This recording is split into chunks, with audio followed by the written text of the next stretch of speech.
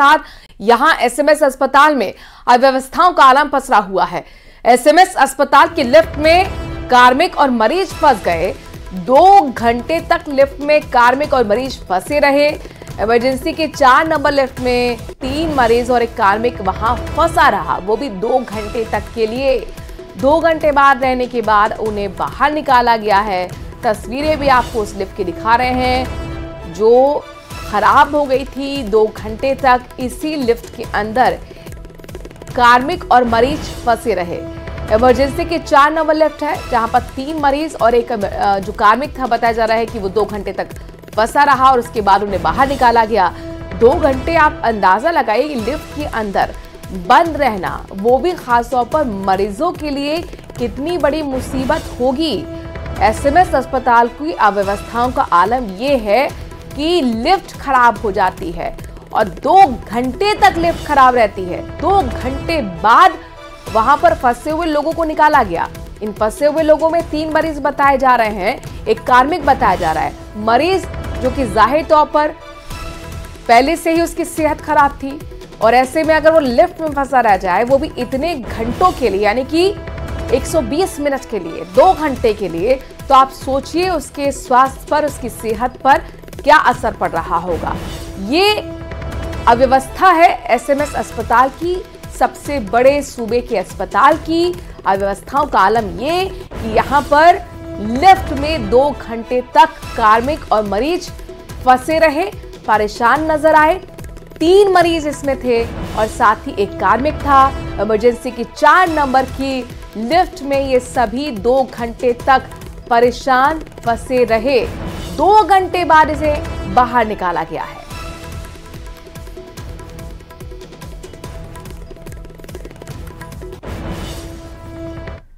बूंदी में ब्रिगेडियर भूपेश सिंह हाड़ा को मोती महल में घुसने के पुराने मामले में थाने बुलवाकर पूछताछ किए जाने का मामला सामने आया है।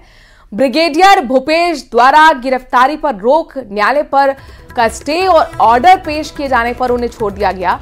इस मामले पर भूपेश सिंह हाड़ा ने कहा कि ये सब पूर्व केंद्रीय मंत्री भंवर जितेंद्र सिंह के इशारे पर किया जा रहा है। साथ ही उन्होंने बताया कि तुलसी गांव में राव सूरजमल हाड़ा की छतरी तोड़ने के मामले में उनके द्वारा 23 सितंबर को राजपूत समाज सहित सर्व समाज को लेकर किए गए आंदोलन के चलते भंवर जितेंद्र सिंह ने पुलिस पर दबाव बनाकर उन्हें गिरफ्तार करने का षड्यंत्र रचा है। उन्होंने साफ कर दिया कि सूरजमल हाड़ा की छतरी को उसी स्थान पर बनाए जाने की मांग को लेकर आंदोलन जारी रहेगा। ये इंडिकेशन मिला कि आप इस प्रकार से आंदोलन ना करें, नहीं तो आपके ऊपर में कार्रवाइयाँ होगी। हमें डराने धमकाने की कोशिश की गई। तो इस तरीके की राजनीतिक साजिश बिल्कुल नाबर्दाश्त है। मैं एक सोल्जर रहा हूँ, मैं एक वॉरियर रहा हूँ, मैं एक फौजी हूँ। मुझे इस प्रकार से क्या ये राजस्थान पुलिस और बूंदी पुलिस ये सोचती है कि मुझे डरा लेगी इस प्रकार से? ये परिवार है मेरा, मेरे साथ है। ये बूंदी वासी मेरा परिवार है। इस परिवार के लिए मैं लड़ाई लड़ रहा हूँ। ये बूंदी की विरासत के लिए मैं लड़ाई लड़ रहा हूँ। अगर बाबू साहब की छतरी आज गिरी है, केवल इसलिए से गिरी है कि ये जो विरासतें हैं ये भंवर जितेंद्र सिंह ने गैर कानूनी तरीके से अपने कब्जे में ली हुई है। बांसवाड़ा में स्वास्थ्य विभाग के शुद्ध आहार एवं मिलावट पर वार अभियान के तहत खास सुरक्षा टीम ने सज्जनगढ़ क्षेत्र में खास सामग्री विक्रेताओं का निरीक्षण किया है। खास सुरक्षा अधिकारी शशिकांत शर्मा ने बताया कि मेसर्स शिव शक्ति किराना स्टोर से वेज फेज ब्रांड पंचरत्न का सैंपल लिया गया। इसके अलावा मेसर्स मुकेश कुमार सुखवाल से घी का ब्रांड मधुसूदन का भी सैंपल लिया गया। साथ ही जूस सेंटर के निरीक्षण के दौरान फ्रिज में से पेप्सी कोल्ड ड्रिंक की 18 बॉटल्स और जीरा ब्रांड की 12 बॉटल्स एक्सपायर डेट की पाए जाने पर नष्ट किया गया। तो वहीं लिए गए सैंपल की जांच के लिए उन्हें लैब भेजा गया है। जांच के बाद ही आगे एक्शन होगा।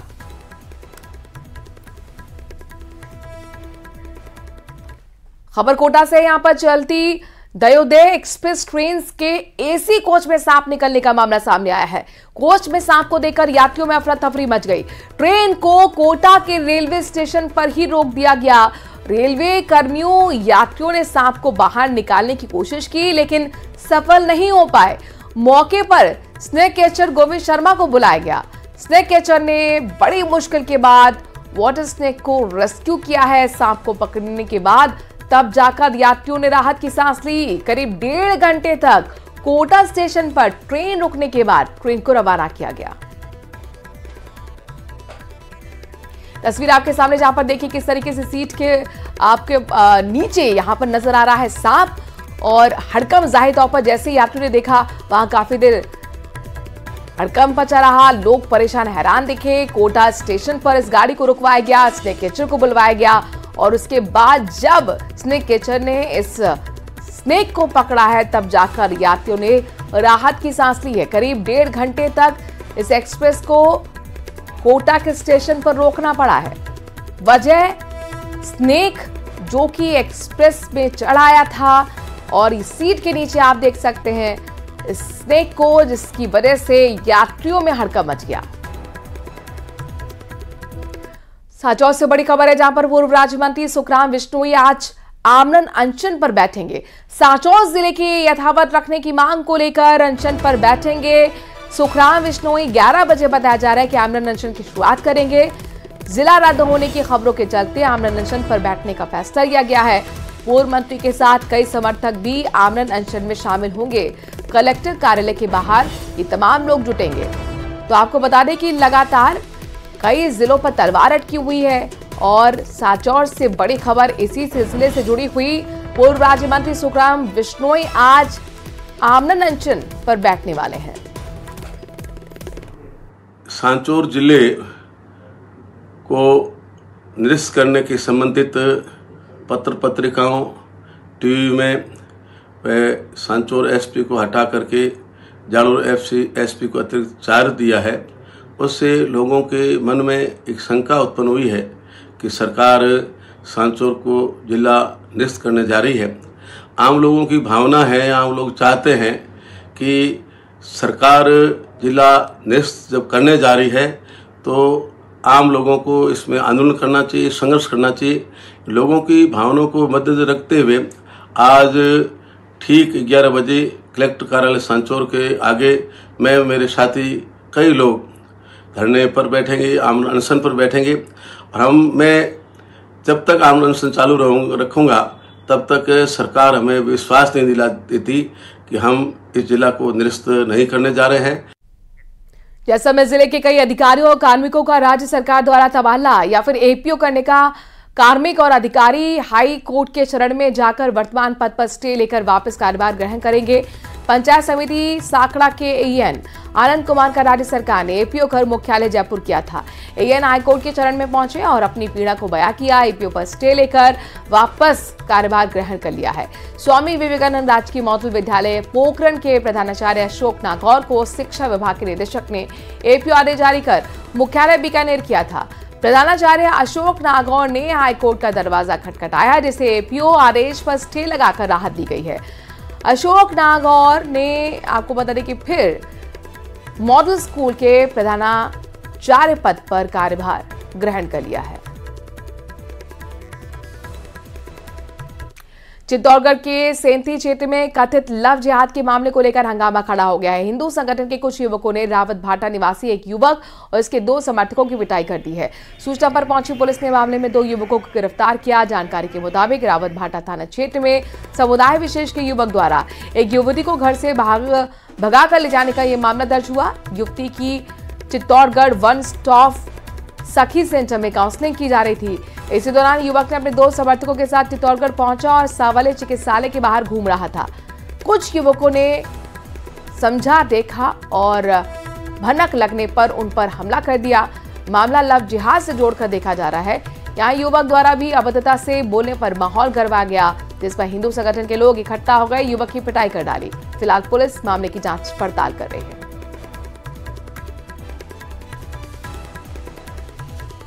खबर कोटा के मंडाना से है। यहां पर गणेश तालाब में मंगलवार को एक युवक की डूबने से मौत हो गई है। अपने 2 दोस्तों के साथ तालाब में नहाने गया था, वहीं युवक को डूबता देख उसके दोस्त फरार हो गए।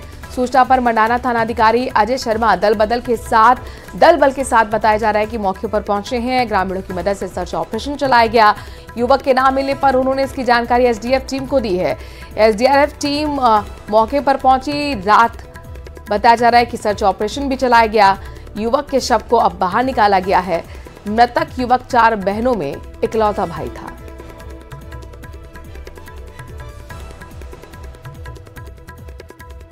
कोटा ग्रामीण कंट्रोल रूम से सूचना मिली थी कि मंडाना थाने के अंदर एक तालाब में एक बच्चा डूब गया है। उसको निकालने के लिए टीम को रवाना करना है। मैंने जैसे ही पीसीआर से सूचना मिली टीम को रवाना किया। तो देर रात एसडीएफ ने शव को बाहर निकाला है। दरअसल तालाब में डूबने से युवक की मौत हो गई थी। रो का परिजनों का बुरा हाल है। नहाने के दौरान तालाब में युवक डूबा, दोस्तों के साथ नहाने गया था। इस दौरान यह हादसा उसके साथ हो गया।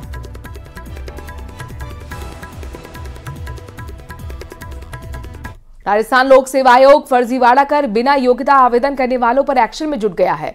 आयोग ने संस्कृत शिक्षा विभाग में बिना क्वालिफिकेशन के भर्ती परीक्षा के लिए आवेदन करने वाले 14 कैंडिडेट्स को चिन्हित किया है। उनके खिलाफ आरपीएससी कोर्ट में रिपोर्ट पेश कर कार्रवाई करने की तैयारी कर रहा है।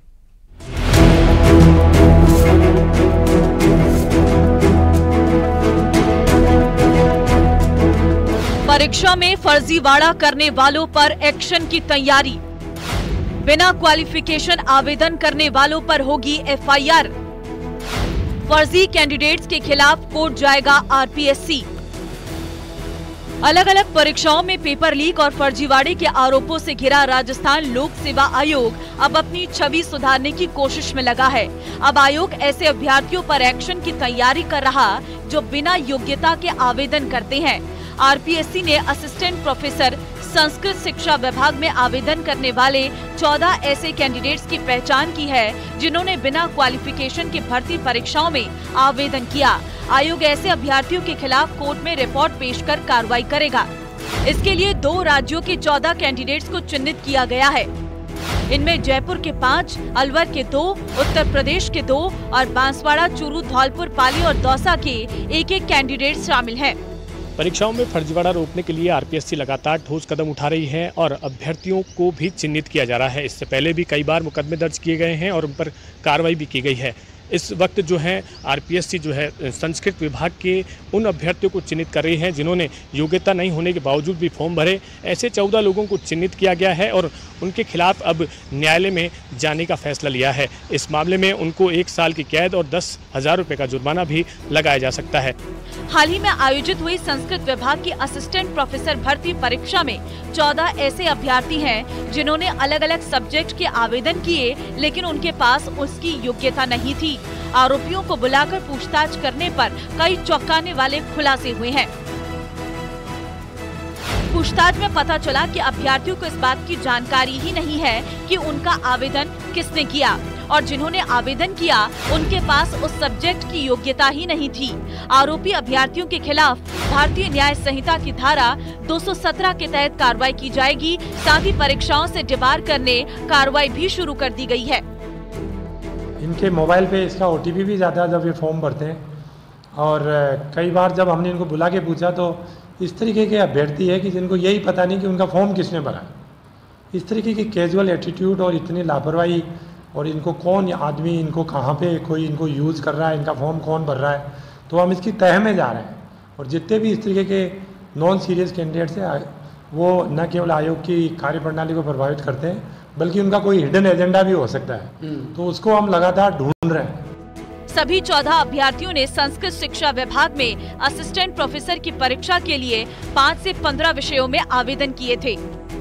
आरोपी अभ्यर्थियों को 1 साल की जेल और 10,000 रुपये तक का जुर्माना हो सकता है। आपको बता दें कि हाल ही में आयोजित असिस्टेंट प्रोफेसर संस्कृत शिक्षा विभाग के 200 पदों के लिए वैकेंसी निकाली गई थी। 8 से 19 सितंबर तक संस्कृत शिक्षा विभाग में असिस्टेंट प्रोफेसर के एग्जाम के लिए 37,918 ने आवेदन किए थे। इसमें केवल 8,385 परीक्षा देने आए। ऐसे में ये अनुपस्थिति क्यों रही, इसे लेकर भी कैंडिडेट की दस्तावेज चेक किए जा रहे हैं।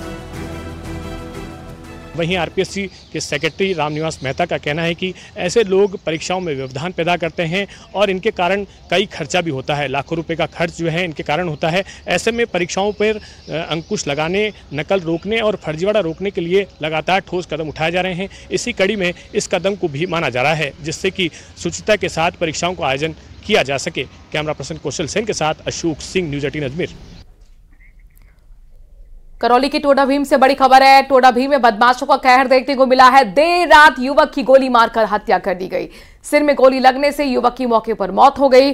पुलिस ने मोर्चरी में शव रखवाया है। घटना से सैनी समाज सहित लोगों में आक्रोश है। मौके पर टोडा भीम पुलिस मौजूद है। घटना की जांच पड़ताल की जा रही है। टोडा भीम के बालासागर की एक घटना अपने दर्शकों को बता रहे, जहां पर बदमाशों का कहर जमकर देखने को मिला। देर रात युवक की गोली मारकर हत्या कर दी गई। सिर में गोली लगने से युवक की मौके पर ही मौत हो गई। पुलिस ने मोर्चरी में शव रखवाया है। अब यहां पर सैनिक समाज गुस्से में है, लोगों में गुस्सा। घटना के बाद से मौके पर पुलिस भी मौजूद है। धर्मेंद्र हमारे संवाददाता इस खबर पर ज्यादा जानकारी के साथ जुड़ गए। धर्मेंद्र, हम देख रहे हैं कि यहाँ पर तो धरना प्रदर्शन करने के लिए पहुंच गए हैं सैनिक समाज के लोग। क्या मांग और पुलिस अब इस मामले में कहां तक पहुंची?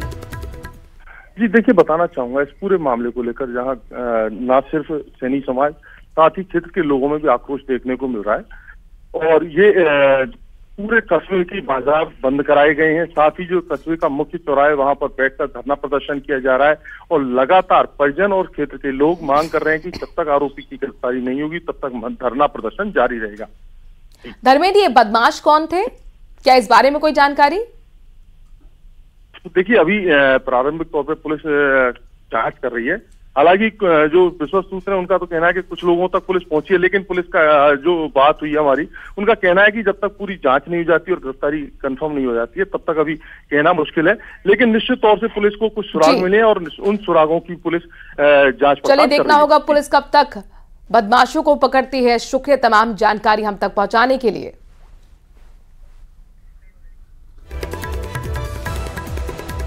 अजमेर से बड़ी खबर है। अजमेर दरगाह शरीफ को संकट मोचन महादेव मंदिर घोषित करने की मांग उठी है। अजमेर न्यायालय में याचिका पर आज सुनवाई भी हो सकती है।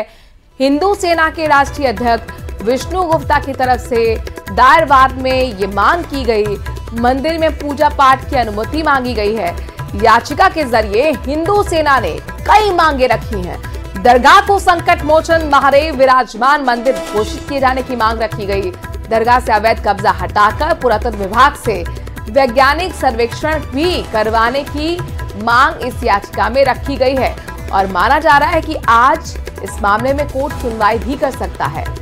अजमेर से बड़ी खबर, दरगाह शरीफ को संकट मोचन महादेव मंदिर घोषित करने की मांग को लेकर याचिका दाखिल की गई है अजमेर न्यायालय में, जिसकी सुनवाई आज माना जा रहा है कि हो सकती है। हिंदू सेना के राष्ट्रीय अध्यक्ष विष्णु गुप्ता की तरफ से याचिका दाखिल करते हुए मंदिर में पूजा पाठ की अनुमति मांगी गई है।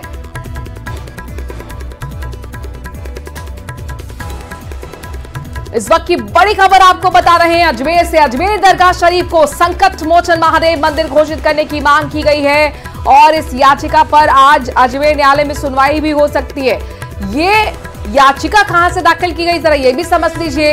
हिंदू सेना के राष्ट्रीय अध्यक्ष हैं विष्णु गुप्ता, जिन्होंने याचिका दाखिल की और मांग की कि मंदिर में पूजा पाठ की अनुमति मिले। दरअसल ये पूरा जो मामला है अजमेर दरगाह शरीफ को लेकर है।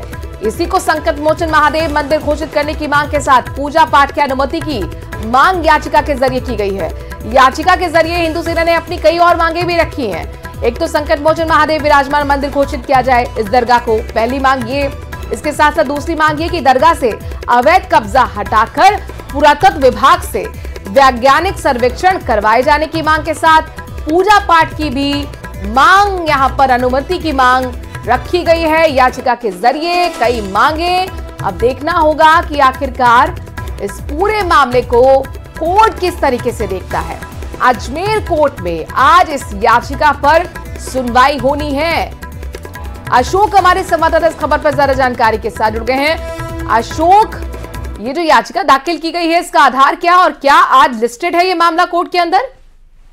जी बिल्कुल, आज इस मामले को लिस्टेड किया गया है। कल ये जो है याचिका राष्ट्रीय अध्यक्ष जो है हिंदू सेना के, उनकी ओर से जारी की गई है, दाखिल की गई है। और इस मामले में उन्होंने बताया है कि जो मंदिर है इसमें जो है पूजा अर्चना की उन्होंने मांग की है और बताया कि लंबे समय से यहाँ पर जो है अतिक्रमण हो रखा है और इस मामले में वैज्ञानिक सर्वे जो है वो करवाया जाना चाहिए। और जो अलग अलग तथ्य उन्होंने दिए हैं, धारा 75 के तहत जो है इस बात को दायर किया गया है और उसमें बताया गया कि किस तरह से पुराने जमाने में यहाँ पर मंदिर था और इस जो भूमि है ये जो है मंदिर समिति की है। तो ऐसे में इस मंदिर को तोड़कर जो है वहां पर बुलंद दरवाजा बनाया गया है और अलग अलग जो दस्तावेज है वो कोर्ट के सामने पेश किए गए हैं। तो अब आज जब इस मामले में जब सुनवाई होती है तो इस बात को लेकर किस तरह का जो डिसीजन कोर्ट की ओर से दिया जाता है ये देखने वाली बात होगी। लेकिन अब एक बार फिर अजमेर की जो दरगाह है वो सुर्खियों में आ गई है और इस मामले में जो है ASI से सर्वे की मांग यहाँ पर की जा रही है। पूर्व में भी जो 2.5 दिन का झोपड़ा है उसे लेकर भी सर्वे की मांग की गई थी और अब जो है दरगाह परिसर में जो है सर्वे की मांग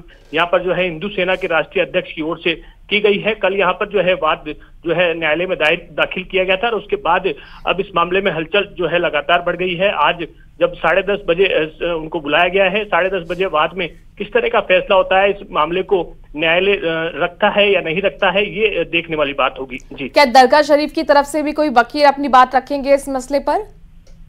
जी बिल्कुल, दरगाह शरीफ की ओर से भी जो है अधिवक्ता अपनी बात रखेंगे। साथ ही जो दरगाह दीवान के प्रतिनिधि हैं उनकी ओर से भी जो है प्रेस वार्ता का यहाँ पर सभी को, मीडिया कर्मियों को कहा गया है कि जैसे ही वाद दायर होता है वो मीडिया से बातचीत करेंगे। चलिए, अशोक नजर बनाए रखिएगा। 10:30 बजे के बाद लिस्टेड है मामला और जाहिर तौर पर कोर्ट इस मामले पर क्या डायरेक्शन देता है, क्या इसमें सुनवाई करता है, ये देखना महत्वपूर्ण होगा। शुक्रिया अशोक तमाम जानकारी हम तक पहुंचाने के लिए। बीजेपी सांसद सीपी जोशी ने लोकसभा स्पीकर को पत्र लिखकर राहुल गांधी का पासपोर्ट निरस्त करने की मांग की है। इसके साथ साथ उन्होंने राहुल गांधी से नेता विपक्ष पद से इस्तीफा भी मांगा है। बीजेपी नेता ने कहा कि कांग्रेस नेता के आधारहीन और देश की छवि को धूमिल करने वाले बयान अभिव्यक्ति की आजादी के दायरे में नहीं आते।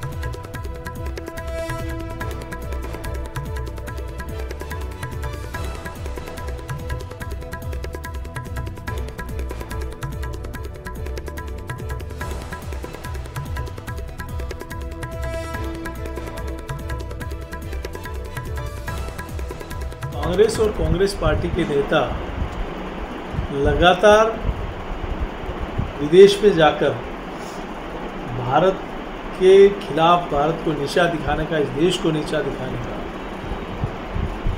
जिस प्रकार से वक्तव्य दे के आते हैं, कभी इस देश की सेना के ऊपर उंगली उठाई जाती है, कभी सनातन धर्म के ऊपर उंगली उठाई जाती है, कभी इस देश के उद्योगपतियों पर उंगली उठाई जाती है, कभी धर्म और पंथ के आधार पर कहीं के इस प्रकार के बयान दिए जाते हैं ताकि देश में वैमनस्य बढ़े, देश कैसे टूटे। क्योंकि इनके पुरखों ने यही काम किया था कि प्रधानमंत्री बनने के लिए भारत माता के टुकड़े करा दिए, इस देश में दंगे कराए गए। अब सत्ता के लालच में कहीं के राष्ट्र विरोधी ताकतों के हाथों में खेल कर, और इसी के साथ